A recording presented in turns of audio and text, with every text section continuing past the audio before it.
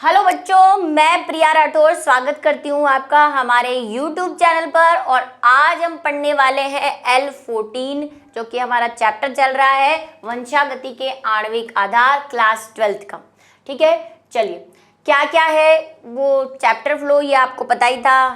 कहानी बड़ी लंबी है, क्या करें, दुखद भी है थोड़ी, जिनको जेनेटिक्स अच्छी नहीं लगती। आज हम पढ़ने वाले हैं जीन अभिव्यक्ति नियमन।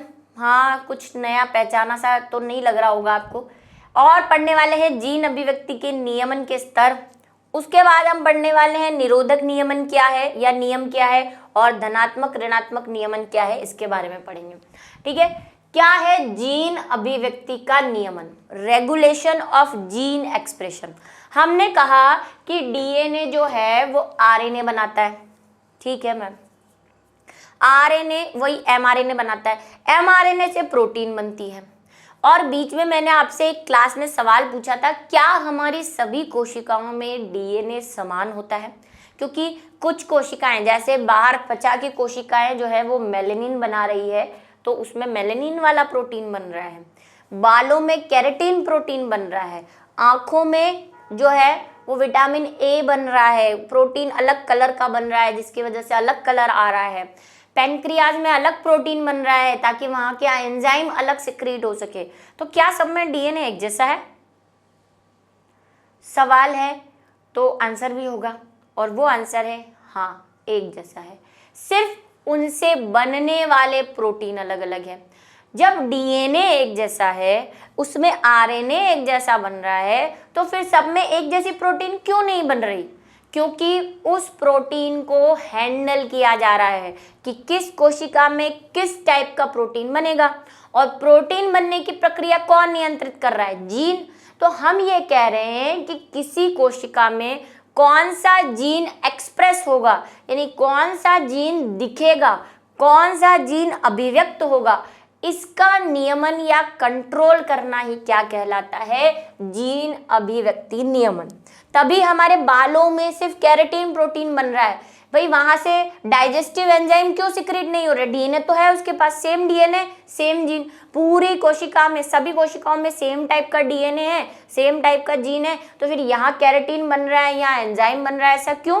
क्योंकि यहाँ पे केराटिन वाला जीन ही एक्सप्रेस हो रहा है, यानी अभिव्यक्त हो रहा है। पैनक्रियाज में सिर्फ एंजाइम वाला ही अभिव्यक्त हो रहा है, दूसरा वाला रिप्रेस है, यानी कि दबा हुआ है। तो इसका नियंत्रण कौन करता है? तो इसका नियंत्रण भी जीन ही करेगा। सारा कंट्रोल उसी के पास है, किसी को नहीं दे रखा उसने। ठीक है, चलिए अब आप कुछ बच्चे कह रहे होंगे कि नहीं हमने तो पढ़ा है हॉर्मोन्स करते हैं। हॉर्मोन्स तो उसको कम ज्यादा करते हैं कि कब उसको सिक्रीट करना है, जो भी एक्सप्रेस हो रहा है जीन, अगर ज्यादा करना है या कम करना है वो करते हैं। लेकिन यहाँ पे हम बोल रहे हैं अभिव्यक्त करना। जैसे मैं आपको समझाती हूँ, है ना, कुछ बच्चों को अभी कंफ्यूजन हो रहा होगा हॉर्मोन्स में। हॉर्मोन्स तो सिर्फ कोऑर्डिनेट करते हैं। जैसे मैंने कहा कि हमारे बालों में केराटिन जीन आ रहा है और पैनक्रियाज में एंजाइम आ रहे हैं। बालों में केराटिन दिखना चाहिए और पैनक्रियाज में नहीं दिखना चाहिए। ये अभिव्यक्ति यानी वो जीन अभिव्यक्त होना चाहिए या नहीं होना चाहिए, उसको हम बोल रहे हैं जीन अभिव्यक्ति नियमन। कि यहाँ पे केराटिन देना है, एक्सप्रेस करना है, अभिव्यक्त करना है, यहाँ पे केराटिन एक्सप्रेस नहीं करना है, वो कंट्रोल होता है जीन अभिव्यक्ति का नियमन। लेकिन जहाँ पे एंजाइम सिक्रीट हो रहा है, वहाँ पे कितना एंजाइम सिक्रीट करना है, खाना है तो करना है, नहीं है तो नहीं करना है, वो कंट्रोल हार्मोन करते हैं। मतलब उनके कम ज़्यादा होने का जो कंट्रोल है वो हार्मोन करते हैं। तो अभी आपको समझ आया। अगर कुछ बच्चे जब मेरे उस क्वेश्चन का आंसर हार्मोन्स दे रहे होंगे तो मैं बता देती हूँ कि वो कंट्रोल हार्मोन नहीं, जीन्स करते हैं। ठीक है, हार्मोन के ऊपर एंजाइम को कम ज़्यादा रखने का हार्मोन करेंगे, लेकिन उसको एक्सप्रेस करना है या नहीं वो तो जीन ही करेंगे। समझ में आ गई बात? चलो, क्या है? जीनों द्वारा जैविक प्रक्रियाओं या किसी उपापचयिक परिपथ की अभिक्रिया के नियंत्रण को जीन विनिमय या जीन रेगुलेशन कहते हैं। इस परिभाषा को लिख ले क्योंकि एनसीईआरटी में आपको ये परिभाषा नहीं मिलेगी, कुछ घुमा घुमा के मिलेगी और हो सकता है किसी बुक के अंदर भी घुमा घुमा के मिले। दूसरा एक और आप देख लो, ऐसी प्रक्रिया है जिसके द्वारा जीन प्रोटीन के संश्लेषण को प्रारंभ। भाई प्रोटीन संश्लेषण मतलब वही कोई ना कोई प्रोटीन, ये बात हम कर चुके हैं कि जीन प्रोटीन बनाते हैं और वही प्रोटीन हमारे लक्षणों को अभिव्यक्त करते हैं। तो ऐसी प्रक्रिया है जिसके द्वारा जीन प्रोटीन के संश्लेषण को प्रारंभ अथवा बंद कर देते हैं, या तो ऑफ कर दे या ऑन कर दे। ऐसे जीन अभिव्यक्ति को या जीन अभिव्यक्ति का नियमन कहते हैं इसे। ठीक है, कि कोई प्रक्रिया को किसी को ऑन करना है, किसी प्रोटीन को बनाना, या किसी प्रोटीन को बनाना ऑफ करना है, ये ऑन ऑफ सिचुएशन है। ठीक है, कई बार क्वेश्चन पूछ लिया जाए कि जीन में ऑन ऑफ सिचुएशन क्या होता है, तो वो जीन रेगुलेशन होता है। ठीक है, कि जीन को कब एक्सप्रेस करना है यानी ऑन रखना है कि केराटिन बना रहे, और कब ऑफ करना है कि केराटिन ना बने। इस प्रक्रिया को क्या कहते हैं, जीन विनिमय नियमन। नियमन का मतलब रेगुलेशन, कि कैसे उसको कंट्रोल करें। ठीक है, चलिए अभी आज सिर्फ हम इंट्रोडक्शन पढ़ने वाले हैं, नेक्स्ट हम एक एक एग्जाम्पल लेंगे इनका कि कैसे क्या होता है, तो आपको अच्छे से समझ आ जाएगा। अभी सिर्फ वही जो बुक में दिया हुआ है थोड़ा सा उसको पढ़ लेते हैं। तो अब पहले बात करते हैं यूकैरियोट में जीन विनिमय, जीन नियमन कैसे होता है। यानी कि वही प्रोकैरियोटिक की थोड़ी से डीएनए थोड़े सरल हैं, हमारे डीएनए थोड़े टिपिकल हैं, तो हमें जीन नियमन जो है वो रेगुलेशन है वो भी कैसा होगा, थोड़ा सा डिफरेंट होगा। ठीक है, तो पहले हम देख लेते हैं कि यूकैरियोट में कहाँ कहाँ होता है। हालांकि हमें यूकैरियोट का नहीं पढ़ना, हमें सिर्फ प्रोकैरियोट का पढ़ना है। ठीक है, हम सिर्फ पॉइंट देखेंगे कि यूकैरियोट में कहाँ कहाँ पे जीन नियमन होता है, मतलब किस किस जगह पे ये डिसाइड होता है कि इस जीन को एक्सप्रेस करना है या नहीं। ठीक है, वो पॉइंट्स बने हुए हैं, वो चेक पॉइंट्स बने हुए हैं जहां हम डिसाइड करते हैं या जीन डिसाइड करता है कि इस जीन को आगे एक्सप्रेस करना है या नहीं। पहला, अनुलेखन के टाइम। अनुलेखन मतलब वही समझ गए आप, ट्रांसक्रिप्शन पढ़ चुके हैं हम। एक तो ट्रांसक्रिप्शन के टाइम हम ये जीन जो है वो डिसाइड करेगा कि इस जीन को आगे ले जाना है या नहीं ले जाना है, या उसको एक्सप्रेस। अगर उसने ट्रांसक्रिप्शन कर दिया तो ऑब्वियसली वो एमआरएनए बन गया। अब एमआरएनए से आगे प्रोटीन बनाएगा, तो दूसरी स्टेज क्या हो जाएगी, एमआरएनए की प्रोसेसिंग, जिसमें हमने देखा था कि वो एमआरएनए से इंट्रॉन और एक्सॉन्स निकलते हैं, तो वो भी एक प्रक्रिया है, वो भी एक जीन नियमन का स्रोत है। वहां पे भी डिसाइड होगा कि कौन सा इंट्रॉन्स हटाना है, कौन सा एक्सॉन्स रखना है, तो ये दूसरा वाला चेक पॉइंट। तीसरा, आरएनए के केंद्रक से कोशिका द्रव में स्थानांतरण।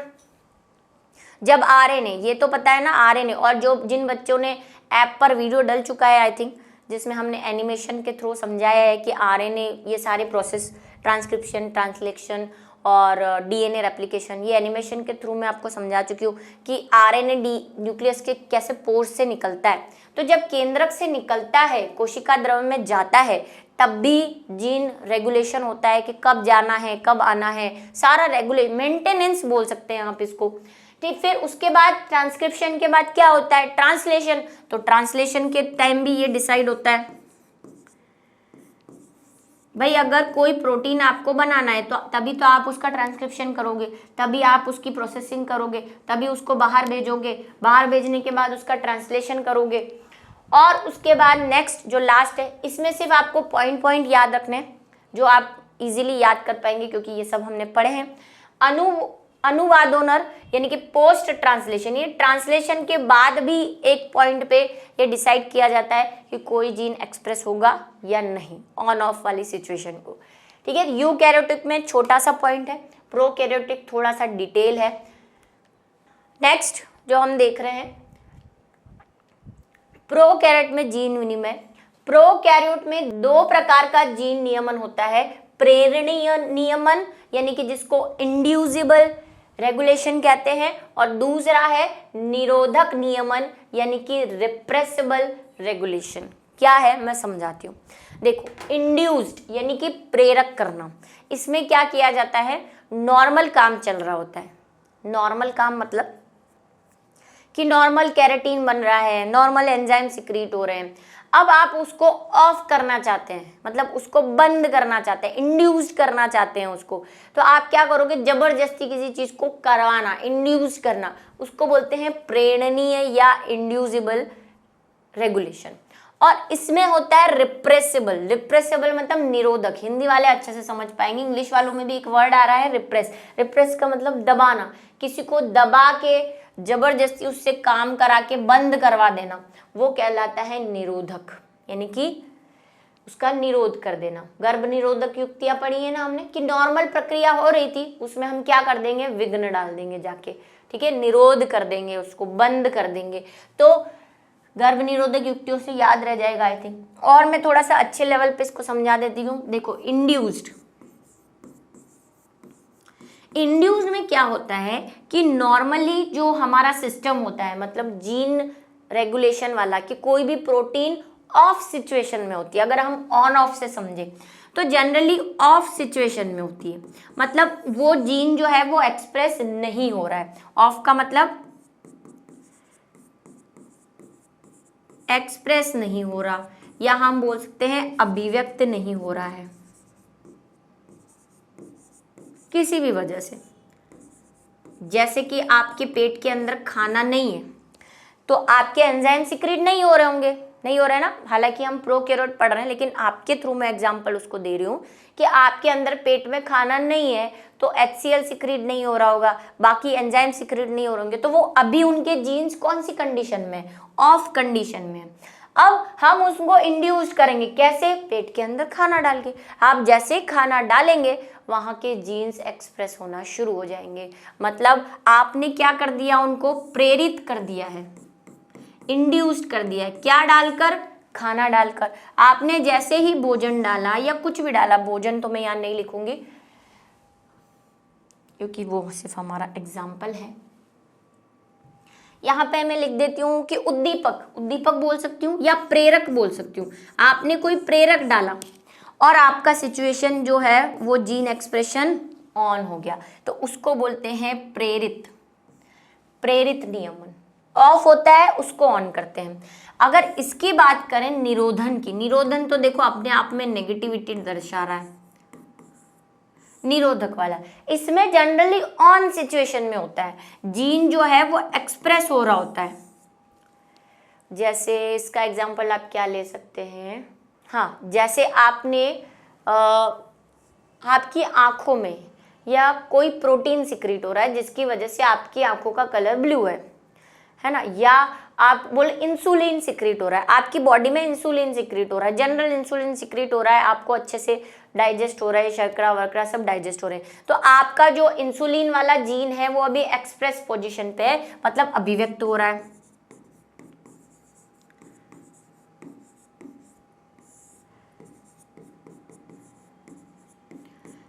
अब सपोज करो कि इंसुलिन का क्या काम है, ग्लूकोज को ग्लाइकोजन में कन्वर्ट करना, मतलब आप जितनी भी शर्करा खा रहे हैं उसको कन्वर्ट कर देना।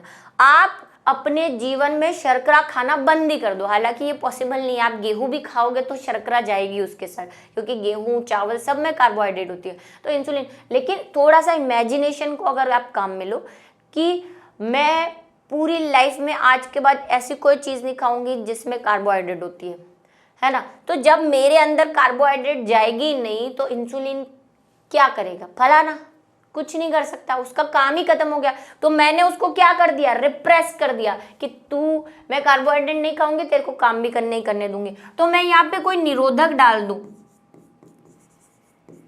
तो क्या हो जाएगा, ये ऑफ हो जाएगा, यानी इंसुलिन बनना बंद हो जाएगा। हालांकि ये सिर्फ इमेजिनेशन है, ऐसा पॉसिबल नहीं है, क्योंकि आप शर्करा खाओगे ही खाओगे किसी भी फॉर्म में, शक्कर, फ्रूट, कुछ भी खाओगे भाई, कार्बोहाइड्रेट तो जानी ही है पेट में, पर एक जस्ट एग्जांपल है, ठीक है। तो ऑन को ऑफ कर दूं मैं, रिप्रेस कर दूं, इसको दबा दूं, ऑन अच्छा वाला चल रहा था उसको बंद कर दूं, तो उसको निरोधक क्या देंगे।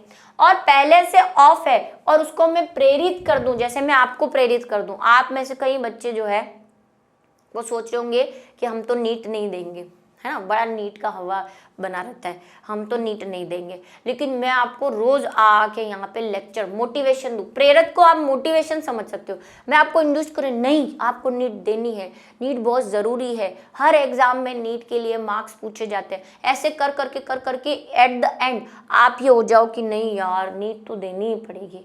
तो मैंने आपको क्या कर दिया, इंड्यूस्ड कर दिया। आप पहले ऑफ सिचुएशन में थे, अभी मैं आपको ऑन में ले आई हूँ, इसको बोलते हैं इंड्यूस्ड। और ये वाला आई थिंक आपको समझ में आ गया होगा, बात समझ में आ गई, ठीक है। इसको अच्छे से समझ के चलो, पहला है प्रेरणीय नियम, अब उसको समझ लेते हैं भाषाई तौर पे। प्रेरणीय नियम यानी इंड्यूस्ड रेगुलेशन, इस नियम के द्वारा जीन को प्रोटीन उत्पन्न करने के लिए प्रेरित किया जाता है, ठीक है, प्रोटीन उत्पन्न करने के लिए प्रेरित किया जा रहा है। वे पदार्थ जो प्रोटीन संश्लेषण को प्रेरित करते हैं प्रेरक कहलाते हैं, वहां पे मैंने इसीलिए प्रेरक लिखा था, ठीक है। इंड्यूसर्स, इंग्लिश में क्या बोल सकते हैं इनको, इंड्यूसर, इंड्यूसिबल रेगुलेशन, और इनको बोल देंगे इंड्यूसर। जैसे ई कोलाई में लैक्टोज के अपचयन का नियमन, ये हमें पढ़ना है, अभी पढ़ेंगे हम, जो आपकी बुक में लैक ऑपेरोन नाम से दिया हुआ है, ठीक है, पढ़ेंगे इसको अभी हम, लैक ऑपेरोन मॉडल, ये इंड्यूस्ड का एग्जाम्पल है वो। और ये जेकब और मोनार्ड ने दिया था। जेकब और मोनार्ड ने जीन क्रिया के नियमन की ऑपेरोन अवधारणा का प्रतिपादन किया। इन्होंने ई कोलाई, मैंने आपको कहा था ना हर जगह ई कोलाई ही मिलेगा, बलि का बकरा है ये, सब जगह इसको चुना जाता है, क्यों चुना जाता है वो जेनेटिक्स में हम पढ़ेंगे। ई कोलाई में लैक्टोज के अपचयन का अध्ययन किया, ठीक है। जीनों का यह एक समूह इकाई के रूप में नियंत्रित होता है, इसका नाम ऑपेरोन दिया। अब ये ऑपेरोन वर्ड क्या है, पूछ लिया जाए ऑपेरोन क्या है, तो जीनों का एक ऐसा समूह जो जीन की अभिव्यक्ति को नियंत्रित करता है ऑपेरोन कहलाता है, ठीक है। इसीलिए इस मॉडल को लैक ऑपेरोन कह रहे हैं, यहाँ पे लिखी हुई भी है, जीनों का एक ऐसा समूह या एक समूह एक इकाई के रूप में, सारे जीन्स, 2-4, एक जीन नहीं होगा भाई, जीन रेगुलेशन एक जीन नहीं करता, अभी आप पढ़ेंगे बहुत सारे जीन्स होते हैं, वो मिलते हैं साथ में किसी दूसरे जीन की अभिव्यक्ति को रेगुलेट करते हैं, एक इकाई के रूप में काम करते हैं, एक यूनिट की फॉर्म में काम करते हैं, ठीक है, के रूप में नियंत्रित होता है, इसका नाम उन्होंने ऑपेरोन दिया, और इसीलिए अब ऑपेरोन लगा देते हैं। इस ऑपेरोन में निम्नलिखित जीन पाए जाते हैं, क्योंकि हम कह रहे हैं कि जीनों का समूह है या जीन के समूह है, तो भाई बताने भी तो पड़ेंगे कौन से समूह है, तो जरा देखिए। सबसे पहले है स्ट्रक्चरल जीन, ठीक है, ये हम प्रोकैरियोट की बात कर रहे हैं, पढ़ेंगे भी स्ट्रक्चरल जीन। इन जीन से एंजाइम का संश्लेषण नियंत्रित होता है, कि कोई एंजाइम है वो सिक्रीट, कौन सा एंजाइम, जैसे मैंने अभी आपसे कहा कि इंसुलिन जो है, वो इंसुलिन हम बोल रहे हैं कि आपकी जो पैनक्रियाटिक सेल है उसकी बीटा सेल्स से सिक्रीट होता है ना, बीटा सेल्स से, तो वहाँ पे कोई जीन होगा, वहाँ पे जीन होगा, मान लो ये बीटा है और ये अल्फा है, तो इन जीन्स से इंसुलिन का सिक्रीशन हो रहा है, तो ये जीन क्या होंगी, स्ट्रक्चरल जीन। जब हमने ट्रांसक्रिप्शन करा था, आपको अगर याद हो तो मैंने कहा था कि इसको स्ट्रक्चरल यूनिट भी कहते हैं, जब ट्रांसक्रिप्शन स्टार्ट करा था, जहाँ से प्रमोटर और यहाँ पे जो है वो एंडिंग वाला टर्मिनेटर प्रोटीन आता है, और मैंने आपको कहा था इसी को अनुलेखन इकाई भी बोलते हैं, इसी को संरचनात्मक जीन या स्ट्रक्चरल जीन भी कहते हैं। वही स्ट्रक्चरल जीन जिससे प्रोटीन बनना है, जिस भी प्रोटीन की हम बात कर रहे हैं या जिस भी जीन को एक्सप्रेस कर रहे हैं, वो जो संश्लेषण कर रहा है वो क्या होता है, स्ट्रक्चरल जीन कहते हैं उसको, ठीक है। वर्धक, प्रमोटर, वही प्रमोट करने वाला, ये क्या करेगा, प्रमोट करेगा। इसमें जो डीएनए है उसकी जगह जो भी पॉलीमरेज होगा वो आके जुड़ता है। डीएनए के इस भाग पर आरएनए पॉलीमरेज एंजाइम जुड़कर संरचनात्मक जीन के अनुलेखन को समारंभ करता है। वही पहुंच जाइए ट्रांसक्रिप्शन पर, प्रमोटर आया, फिर कौन आता है, एमआरएनए, आरएनए पॉलीमरेज आता है, आकर जुड़ता है यहाँ पे, और फिर वो आगे बढ़ता है और पॉलीपेप्टाइड श्रृंखला बनाता है एमआरएनए की। तो ये क्या है, ये आरएनए कहाँ आकर जुड़ा, इस पे आकर जुड़ा, तो इस साइट को क्या कह देंगे, ऑपरेटर जीन, क्योंकि ये आगे ऑपरेट कर रहा है, या आगे जो भी जीन उपस्थित है उनको गाइड कर रहा है कि तुम ऐसे ऐसे बनो, आरएनए पॉलीमरेज को लाकर उनको एक्सप्रेस करने में ऑपरेट कर रहा है, तो ये ऑपरेटर जीन होता है, यहीं पे पॉलीमरेज आकर जुड़ेगा। ठीक है, प्रचालक जीन, अब क्या है, प्रचालक जीन यानी ऑपरेटर जीन जो होते हैं वो क्या होते हैं, डीएनए का वह भाग जो अनुलेखन का नियंत्रण करता है, नियामक जीन द्वारा उत्पन्न दमन प्रोटीन प्रचालक जीन से जुड़ता है। ये क्या कहानी है, अभी पढ़ेंगे हम कि एक तो होता है प्रमोटर जीन, ठीक है, जो प्रमोट करता है, और अभी मैंने कहा जो यहाँ पर समझाया कि ऑपरेट करता है उसको, कि तुम्हें ऐसे काम करना है, तुम्हें ऐसे काम करना है, तुम आगे जाओ, तुम पीछे जाओ, ऐसे कि आरएनए को गाइड करेगा कि तुम आगे खिसको। ठीक है, प्रमोटर जीन पे तो क्या आ जाएगा, एमआरएनए आकर जुड़ जाएगा, लेकिन उसके बाद एक और जीन होता है जिसको हम बोल रहे हैं ऑपरेटर जीन। ये ऑपरेटर जीन आगे के लिए उसको ऑपरेट करेगा कि तुम्हें आगे जाना है और ऐसे ऐसे पॉलीपेप्टाइड्स को जोड़ना है। ठीक है, बात समझ में आई। दूसरा क्या है इसकी खास बात कि ये दमन प्रोटीन प्रचालक जीन से भी जुड़ता है। दमन प्रोटीन मतलब रिप्रेसर। अब ये क्या है, जब आप वो पढ़ोगे ना इसका लैक ऑपरेरन मॉडल, तब अच्छे से समझ में आ जाएगा। एक तो इसका काम है दूसरों को प्रमोट करना, प्लस दूसरा क्या काम है इसका कि अगर कोई रिप्रेसर है, यानी कि ऐसी कोई चीज़ होती है, हमेशा ही होगी, मान लो यहाँ पे एक चीज़ है और यहाँ पे हमारा एमआरएनए काम कर रहा है,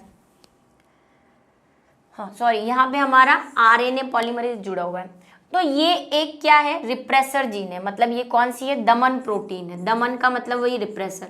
ये चाहती है कि ये काम बंद कर दे, तो ये क्या करता है, ऑपरेटर जीन जो है वो ऑपरेटर जीन इससे जाके जुड़ जाता है ताकि ये इससे ना जुड़ पाए। मतलब ये कबाब में हड्डी बन जाता है कि अगर ये यहाँ पे आ गया तो मेरा काम रुक जाएगा, तो ये बीच में पहले ही आके इससे जुड़ जाएगा ताकि जो रिप्रेसर जीन है वो आके प्रमोटर जीन को कोई नुकसान ना पहुंचा दे, वर्धक जीन को कोई नुकसान ना पहुंचा दे।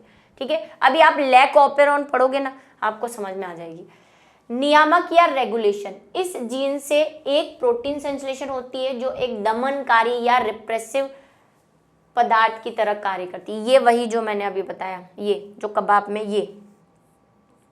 ये दमन प्रोटीन जो है ये किससे बनती है, रेगुलेटर जीन से बनती है। इसको कई बार आई से भी शो करते हैं। ठीक है, इनहिबिन भी बोला जाता है इसको, तो आप इसको आई से भी देख सकते हैं कई बुक्स में, और कई बार आर सिंबल से भी देख सकते हैं। इसका काम यही है कि जो भी प्रोसेस हो रहा है उसको जाके वहां चिपक के रोक देने का काम। ऑपरेटर क्या करेगा, इसको चिपकने से रोकेगा कि ये वहां जाके चिपक ना जाए। ठीक है, बात समझ में आई। एक और बार समझाऊं कि ये हमारा, अब एक साथ कर देते हैं इसको। देखो,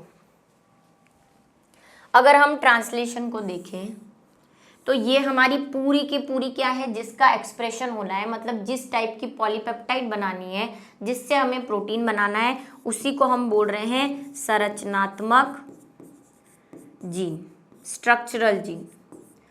तो यहाँ पे बहुत सारे जीन होंगे जिनसे वही पॉलीपेप्टाइड की एमआरएनए बनेगा जो आगे जाके प्रोटीन बनाएगा।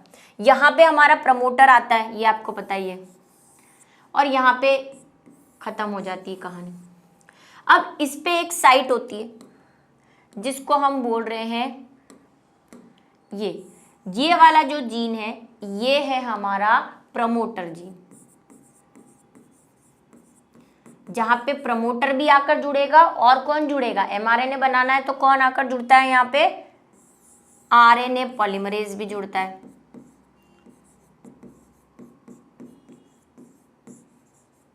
ये तो हो गए कौन से, प्रमोटर जीन, जो क्या करेगा, जहां पे आरएनए पॉलीमरेज आकर जुड़ता है। संरचनात्मक जीन क्या होते हैं, जिससे एंजाइम का निर्माण होना है। ठीक है, प्रमोटर। उसके बाद कौन सा है, ऑपरेटर। ऑपरेटर क्या करता है, ऑपरेटर भी यहीं पे होता है, यहाँ पे ये ऑपरेटर जीन एक टाइप की प्रोटीन बनाता है,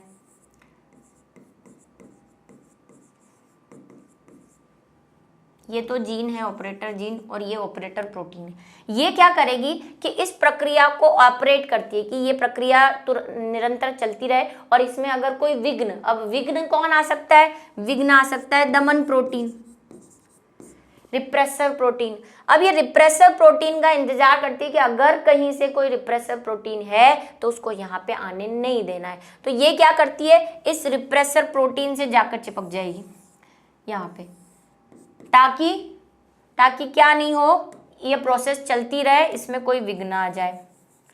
और ये खुद रिप्रेसर प्रोटीन क्या है, ये रिप्रेसर प्रोटीन किसी ना किसी जीन से तो बनी होगी भाई, ये प्रोटीन है तो किसी ना किसी जीन से बनी होगी। तो जिस जीन से ये बनी हुई है उस जीन को हम बोल रहे हैं रेगुलेटर जीन, ठीक है, या जिसको हम बोल रहे हैं नियामक जीन, और जिसको हम स्मॉल आई या कैपिटल आर से भी प्रदर्शित करते हैं। अब बात समझ में आई। और ये भी यहीं कहीं उपस्थित होगा, सारे एक, तभी तो एक इकाई की तरह काम करेंगे। ये सब जीन एक ही स्ट्रक्चरल जीन में प्रेजेंट है, कोई रोक रहा है, कोई बढ़ा रहा है, कोई बीच में कबाब में हड्डी बन रहा है। और इसी चीज को कि जीनों का एक समूह जो एक इकाई के रूप में काम कर रहा है, देखो structural gene, regulator gene, promoter gene और ऑपरेटर जीन, ये साथ साथ काम कर रहे हैं, और इसी इकाई को हम बोल रहे हैं ऑपेरॉन। ठीक है, अभी बात समझ में आ गई होगी। चलो आगे चलते हैं, और अभी लैक ऑपेरॉन पढ़ोगे और समझ में आ जाएगा। अब बात करते हैं निरोधक नियमन की, जो हमने पढ़ा कि वो कौन से सिचुएशन में होता है, वो ऑन सिचुएशन में होता है, उसको क्या करना, ऑफ कर देना, निरोध कर देना उसका, जो हम दोनों एक बार में पढ़ चुके हैं। तो ये क्या करेगा भाई, रिप्रेसर है ये, नाम से ही इसके निरोध। इस प्रक्रिया में जीन की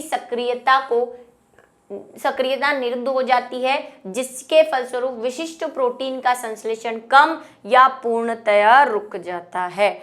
ऑन होता है उसको क्या कर देता है, ऑफ कर देता है, निरुद्ध कर देता है। वे पदार्थ जो प्रोटीन संश्लेषण को निरुद्ध करते हैं दमनकारी या दमनकर कहलाते हैं। देखो ये बुक में है ना, ये जो परिभाषाएं है आप इनको नोट करते रहा करो, क्योंकि वही जब क्वेश्चन आता है दमनकारी प्रोटीन किसे कहते हैं, बुक के पीछे अगर क्वेश्चन आ जाएगा, आप बोलोगे यार ये तो मैम ने लिखवाया है, नहीं सब लिखवाया है मैम ने, सब लिखा हुआ है यहाँ पे। पहले क्या होती है दमनकारी प्रोटीन या निरोधक नियमन क्या होता है, इसकी परिभाषा ये रही। दमन प्रोटीन क्या होती है, निरोध प्रोटीन क्या होती है, इसका ये ऐसे ही हमने प्रेरणी में भी दिया हुआ है। ये लो इधर आ जाओ। प्रेरणी नियमन क्या है, इस नियमन के द्वारा जीन प्रोटीन उत्पन्न करने को प्रेरित करता है, और वो पदार्थ जो प्रोटीन संश्लेषण करते हैं प्रेरक कहलाते हैं। अब आपको कहीं बुक के पीछे मिल जाएगा ना प्रेरक किसे कहते हैं, मैम बुक के क्वेश्चन करा दो ना, ऐसे बोलोगे आप, है ना। वो बुक के क्वेश्चन यहीं पर है, कहीं नहीं है वो। और बुक के क्वेश्चन की बातें भूल जाओ, बुक की हर एक लाइन आपके लिए एक क्वेश्चन है, इस बात को। और एनसीईआरटी की स्पेशल, देखो मैं आपको एक चीज समझाती हूँ। अभी हमने थोड़े दिन पहले एक हर्षे और वो वाला प्रैक्टिकल पढ़ा था, हर्षे वाला, है ना, जिसमें नाइट्रोजन 14 नाइट्रोजन 15 हमने लिया था। मैंने पूरा प्रैक्टिकल खत्म करवाया था, और यहाँ पे एक चीज़ लिखी थी कि ऐसा ही एक प्रैक्टिकल जो है या एक्सपेरिमेंट जो है वो टेलर ने किया था वीसिया फाबा पे। किसी को याद नहीं होगा ये टेलर और वीसिया फाबा, हर्षे वाला सबको याद होगा क्योंकि वो इम्पॉर्टेंट है। लेकिन मैंने लास्ट में लिखा था कि आपकी बुक की लास्ट लाइन में ये लिखा हुआ है कि टेलर ने भी ऐसा सेम एक्सपेरिमेंट वीसिया, देख लेना भले क्लास लास्ट में मैंने इस जगह पे लिखा है कि लिख लो क्योंकि आपकी बुक में लिखा हुआ है, ठीक है, और एनसीईआरटी में लिखा हुआ है। तो वीसिया फाबा में किया था, यही क्वेश्चन नीट में पूछा हुआ है। हर्षे का तो प्रैक्टिकल को पूछा ही नहीं उसने कुछ भी नहीं पूछा, सिर्फ वो लाइन पूछी जो बुक के सबसे लास्ट में लिखी हुई है, क्योंकि उस पर बच्चों का ध्यान ही नहीं जाता। अच्छा ठीक है कोई टेलर होगा, एक बार पढ़ के छोड़ दिया। मैं अभी से कह रही हूँ कि अगर कोई कंपटीशन एग्जाम फाइट करना चाहते हो, एनसीईआरटी की एक एक लाइन फिट कर लो यहाँ पे, एक एक लाइन, चाहे वो कुछ भी हो, आपकी पढ़ी हुई भी हो, ठीक है, आपको फिट करनी है। ज़्यादा एक्स्ट्रा जाने से तो बेटर है कि एनसीईआरटी की लाइन फिट कर दो, ठीक है। जैसे एक बच्चे ने मुझसे क्वेश्चन पूछा था सेंट्रल डोगमा में कि टेनिलिज्म क्या है ना, टेमिनिज्म। तो टेमिनिज्म जो है वो सेंट्रल डोग्मा को ही कहते हैं, यानी कि वही डीएनए से एमआरएनए बनने को, जिसको हम क्या बोल रहे हैं, ट्रांसक्रिप्शन बोल रहे हैं, यानी अनुलेखन बोल रहे हैं, उसी को टेमिनिज्म बोलते हैं। लेकिन ये टेमिनिज्म हमें पढ़ना ही नहीं है, क्योंकि वो तो बीएससी में पढ़ाया जाता है। इस टर्म को एनसीईआरटी ने कहीं यूज ही नहीं किया, और ना हमें करना है, ना हम इतने सालों से इस पे कोई क्वेश्चन देखा है कभी कि टेमिनिज्म क्या है। वो जबरदस्ती का एक्स्ट्रा जो बुक में है वो तो पढ़ लो, उसी एनसीईआरटी की लाइन को छोड़ना नहीं है, चाहे केमिस्ट्री हो, चाहे फिजिक्स हो, चाहे कुछ भी हो, मैथ्स हो, एनसीईआरटी फॉलो करेंगे सभी, ठीक है, एक एक लाइन। जैसे मैंने आपको बोला टेलर वाला, वो हम ऐसे ही छोड़ देते, अच्छा टेलर ठीक है, उस पर क्वेश्चन पूछ लिया और उसको पूछा किस पे किया था टेलर ने ये प्रयोग, किस पे किया था। अगर आपने पढ़ा होगा तो आपको याद होगा कि वीस या फाबा पे किया था, जिसको मैंने कहा था सेम फाबा भी कहा जाता है, इसको सेम के आकार की होती है, क्लास देख लेना, नहीं तो बुक में लिखा हुआ ही है। तो ये जो है वो क्या है, उदाहरण ई कोलाई के ट्रिप्टोफेन ऑपरेटर, उसका उदाहरण क्या था, लैक ऑपेरोन, ठीक है। ये हमें पढ़ना नहीं है क्योंकि एनसीईआरटी में नहीं दिया, लेकिन मैं आपको थोड़ा सा बस समझा दूंगी इस निरोधक को समझने के लिए। जब लैक ऑपेरन समझाऊंगी ना उसी के साथ समझा दूंगी। तो ये दो एग्जाम्पल आपको याद रखने, प्रेरण यानी इंड्यूस्ड में तो लैक ऑपेरोन एग्जाम्पल है लैक्टोज का ई कोलाई में, और इस पे है ई कोलाई के ट्रिप्टोफेन ऑपेरोन में, ठीक है। और हिस्टिडीन ऑपेरोन, ये बस आप जनरल एक अपने दिमाग में रख लो, बाकी इसके ऊपर कोई है नहीं। अब दो तरह की टर्म्स हमारे सामने आती है, ये उसी से जुड़ी हुई है, इंड्यूस्ड और नियमन से जुड़ी हुई है, लेकिन वही क्वेश्चन किसी भी तरह पूछा जा सकता है। तो हाँ, एक और टर्म उनके लिए दी है, एक है ऋणात्मक नियमन यानी नेगेटिव रेगुलेशन। अब ये तो समझ में आ रहा होगा कि अगर आप कोई पॉजिटिव काम कर रहे हो, कोई काम कर रहे हो और आपको बीच में आके कोई रोक दे, तो वो क्या हो गया, नेगेटिव वाला हो गया। तो ये जो है इस नियमन में नियामक जीन उत्पाद की अभिव्यक्ति को रोकता है, ठीक है, रोकता है, उसको क्या बोलते हैं, नेगेटिव रेगुलेशन कहते हैं। उदाहरण क्या है इसका, लैक ऑपेरोन, भाई सीधा सा ऋणात्मक है, नेगेटिव फीडबैक दे रहा है, कोई काम कर रहा था उसको आके रोक देता है। धनात्मक नियमन, इसके अंतर्गत नियामक जीन समझ गए ना आप, नियामक किसको बोल रहे हैं हम, वही रेगुलेशन जीन को, जो रेगुलेटर जीन है जिसको मैंने कहा आई से भी शो करते हैं। अगर वो किसी पर जाकर उस जीन की अभिव्यक्ति को रोक दे, जिसको हम दमनकारी भी कह रहे हैं, इसको हम दमनकारी भी कह रहे हैं ना, सब एक ही है, एक ही के बहुत सारे नाम हैं, नियामक जीन, दमनकारी gene, repressor gene, inhibition gene, ये सब एक ही है। अगर ये जो नियामक जीन है ये किसी जीन अभिव्यक्ति को जाके रोक दे तो उसको नेगेटिव रेगुलेशन कहते हैं, जैसे यहाँ पे किया, ठीक है, यहाँ पे तो रोक दिया। चलो इसी बोर्ड पे समझाती हूँ, इसी पे समझाती हूँ कि वही वापस से मैं पूरा स्ट्रक्चर बना लेती हूँ। इसकी सिर्फ परिभाषाएं पूछी जाती हैं कहीं कहीं एक टर्म्स के रूप में। देखो यही हमारा वो स्ट्रक्चरल जीन, अब मैं प्रमोटर वमोटर कुछ नहीं बना रही, ये हमारा आरएनए पॉलीमरेज, और यहाँ पे ऑपरेटर जीन है। अगर ये जो नियामक जीन है ये यहाँ पे जाके इससे अटैच हो जाए और इस प्रक्रिया को रोक दे, जैसा कि लैक ऑपेरोन में करेगा, ठीक है, तो इसको हम बोलते हैं नेगेटिव रेगुलेशन। पॉजिटिव क्या हो जाएगा कि ये है, यहाँ पे आरएनए पॉलीमरेज जुड़ा हुआ है, यहाँ पे ऑपरेटर जुड़ा हुआ है, और ये क्या आया, नियामक जीन, मतलब वही दमनकारी प्रोटीन आया, और दमनकारी प्रोटीन ने क्या कर दिया, उत्पाद संबंधी जीन के अनुलेखन को सक्रिय कर दे। मतलब ये यहाँ जाके चिपके, उसके बाद भी प्रोसेस चालू रहे, इसके चिपकने के कारण ही प्रोसेस चले, तो फिर उसको क्या कहेंगे, अनुलेखन की सक्रिय कर देता है, ठीक है। इसके अंतर्गत नियामक का उत्पाद संबंधी जीन को अनुलेखन, मतलब वही ट्रांसक्रिप्शन के लिए सक्रिय कर देता है। इसका उदाहरण क्या है, ई कोलाई का ट्रिप्टोफैन ऑपेरोन, ठीक है। ये हम वैसे प्रेरित में पढ़ेंगे और ये निरोधन में पढ़ेंगे, और ये ऋणात्मक उल्टा सिस्टम है। प्रेरित वाला तो उधर तो हम कह रहे हैं कि प्रेरित प्रेरित कर रहा है, लेकिन यहाँ पे क्योंकि हम बात नियामक जीन की कर रहे हैं, दमनकारी प्रोटीन की कर रहे हैं, इसीलिए उसके मैनर में दो टर्म्स दी हुई है, ऋणात्मक नियमन और घनात्मक नियमन।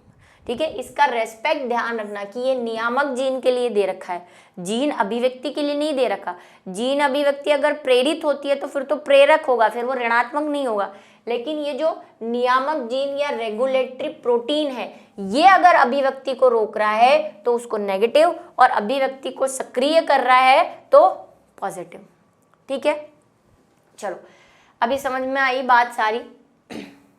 चलिए, तो यहाँ पे आज हमारा जो टॉपिक है वो खत्म होता है। नेक्स्ट, जैसे कि मैंने कहा, हम पढ़ने वाले हैं लैक ऑपेरॉन मॉडल, जो इम्पोर्टेंट तो है ही, फिर मैं इम्पोर्टेंट बोल दूंगी तो आप दूसरा पढ़ना छोड़ दोगे, तो बहुत इंपॉर्टेंट है लैक ऑपेरॉन मॉडल। कई बार क्वेश्चन आया हुआ है बोर्ड पे इस पे लैक ऑपेरॉन मॉडल के लिए, या कुछ 1-2 नंबर के ही आ जाते हैं कई बार।